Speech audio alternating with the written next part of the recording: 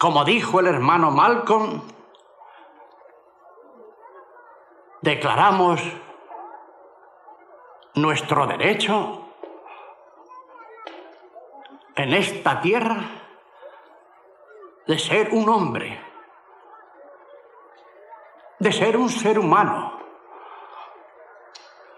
de tener los derechos de un ser humano,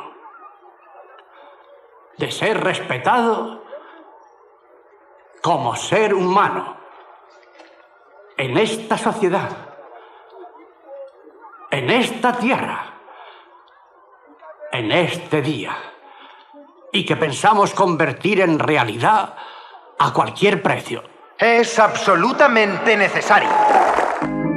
Aquí, en esta hora final, en este lugar tranquilo, Harlem ha venido a despedirse de una de sus más brillantes esperanzas, que ahora ha sido extinguida, que nos ha sido arrebatada para siempre. En toda su historia está asediada, desgraciada, pero sin embargo orgullosa comunidad.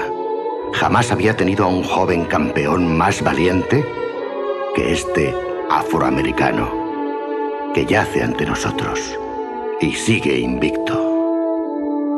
Y repetiré la palabra como él querría que lo hiciese: afroamericano. Malcolm, el afroamericano. Malcolm había dejado de ser negro hace años. Se había convertido en una palabra demasiado pequeña, demasiado débil e insignificante para él. Malcolm era más grande que eso. Malcolm se había convertido en un afroamericano y deseaba desesperadamente que nosotros, que todo su pueblo, nos convirtiésemos también en afroamericanos. Aún existen quienes siguen considerando que es su deber, como amigos del pueblo negro, decirnos que le repudiemos, que huyamos de la presencia de su recuerdo, que nos salvemos borrándole de la historia de nuestros tiempos turbulentos. Y nosotros sonreiremos. Os dirán que estaba lleno de odio, que era un fanático, un racista que solo podía traer el mal a la causa por la que lucháis. Y nosotros contestaremos y les diremos: ¿hablasteis alguna vez con el hermano Malcolm? ¿Le tocasteis alguna vez o él os sonrió? ¿Le escuchasteis alguna vez de verdad? ¿Estuvo personalmente asociado alguna vez con la violencia o con cualquier disturbio público? Porque si lo hubierais hecho, le conoceríais. Y si le conocierais, sabríais por qué debemos honrarle. Malcolm fue nuestro orgullo negro, viviente. Este es el significado que ha tenido para su pueblo. Y al honrarle a él, honramos lo mejor de nosotros mismos.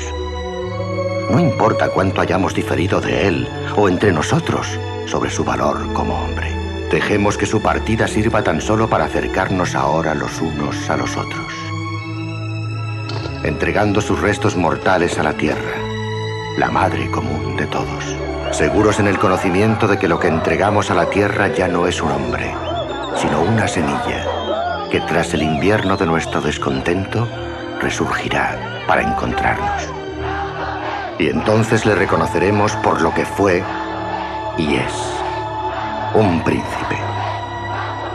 Nuestro propio y resplandeciente príncipe negro, que no dudó en morir porque nos amaba tanto.